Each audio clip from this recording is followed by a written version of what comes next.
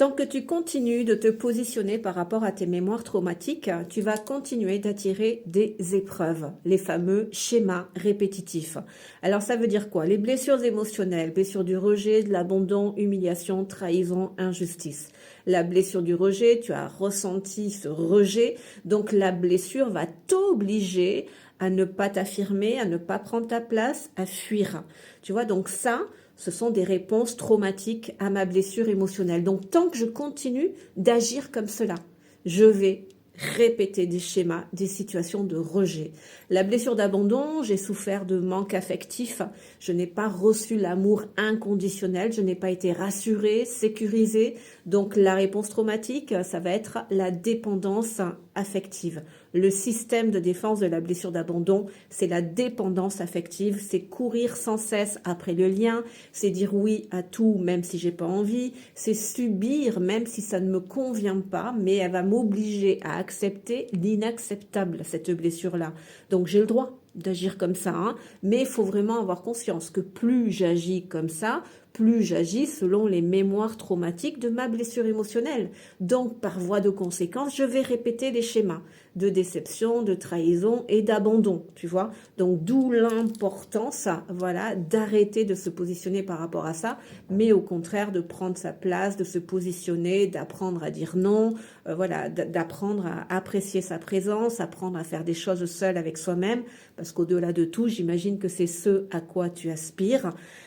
Savoir te sentir bien avec toi-même. Donc, tu vois, là, tu te positionnes plutôt par rapport à tes tripes, par rapport à tes aspirations profondes et réelles, et plus par rapport aux mémoires de la blessure. Donc, tu vois, cette impulsion, cette dynamique-là, te promet de belles occasions dans ta vie, de belles opportunités, de belles rencontres, de belles situations.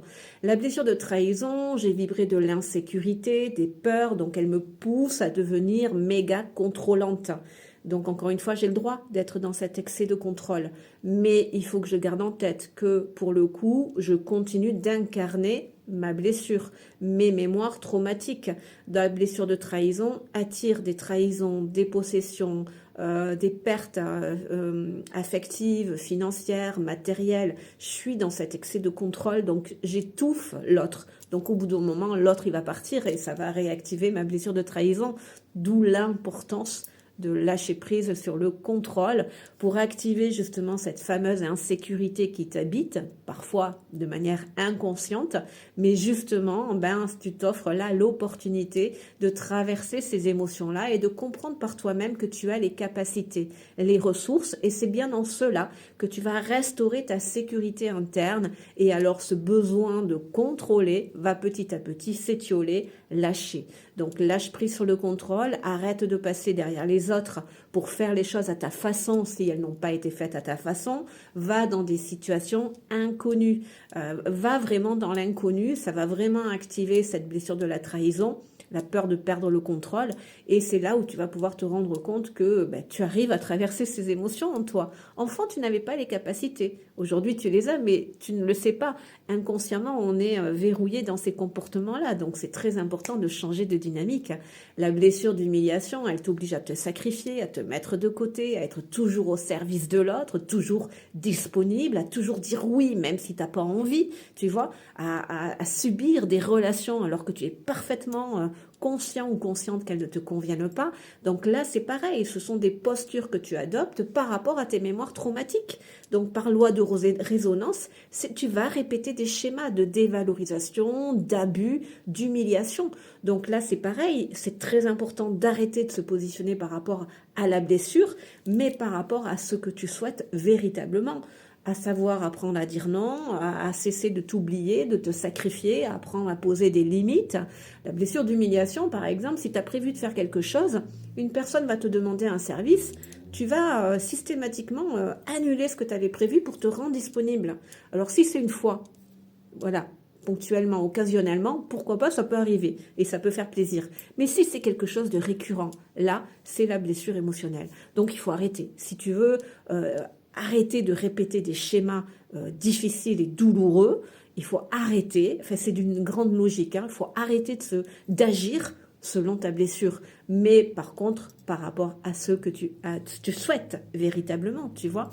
La blessure d'injustice, elle te pousse à parfaire, à jamais t'écouter, à toujours être la plus parfaite ou le plus parfait possible pour avoir cette reconnaissance. Donc, au travail, surtout, alors elle te pousse au burn-out, celle-là, hein, parce que jamais tu écoutes ton rythme. Tu fais des heures sup à gogo, tu annules tes vacances pour être disponible au boulot parce qu'il y en a un qui est en congé, maladie ou autre. Enfin, mais alors là, je te parle au travail, mais c'est pas que, c'est partout cette pression d'exigence. On ne s'écoute plus avec cette blessure. L'autre passe tout le temps avant soi. Il faut vraiment répondre aux attentes de l'autre. On a ressenti avec cette blessure enfant la déception dans le regard du parent, ce qui faisait qu'on ressentait ce rejet, ce manque affectif, et c'était très douloureux. Donc, c'est pour ça qu'on parfait tout ce qu'on fait pour ne plus être confronté à la déception, pour ne plus ressentir ces émotions compliquées en nous.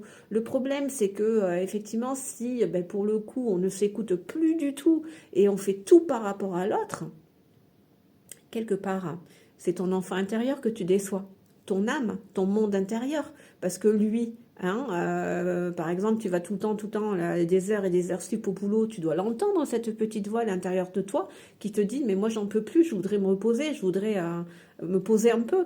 Est-ce que tu l'entends, cette petite voix? Est-ce que tu agis selon elle? Non, tu fais toujours passer les autres avant toi, toujours répondre aux attentes des autres avant les tiennes. C'est en cela que tu continues d'être injuste avec toi-même. C'est en cela que tu reproduis, que tu réincarnes la posture de ton propre parent qui n'écoutait pas tes besoins. Finalement, toi, aujourd'hui, tu fais exactement la même chose. Et donc, pour le coup, tu vas attirer que de la non-reconnaissance. Tu fais pour avoir et tu ne comprends pas, tu attires tout le temps de la non-reconnaissance. Mais c'est logique, encore une fois, parce que toi-même, tu ne reconnais pas ton véritable besoin. Par exemple, cette petite voix qui te dit de lever le pied. Tu l'étouffes. Aucune considération. Tu continues la tête dans le guidon. Et tu vas finir en dépression, en burn-out, sois-en certaine. Sois-en certain.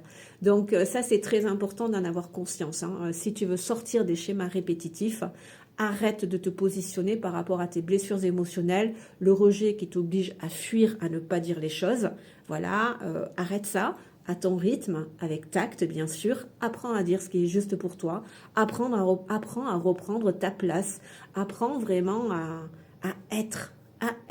Cette blessure, on a tellement enregistré qu'on n'avait pas le droit d'être là.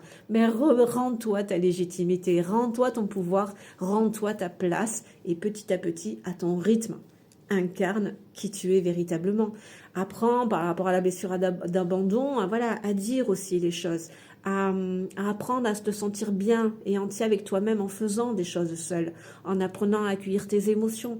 Lâche prise sur le contrôle, va dans des situations inconnues, apprends à dire non, apprends à poser des limites, à te respecter, à ne plus accepter qu'on te traite mal, à couper des liens avec des personnes qui ne te respectent pas.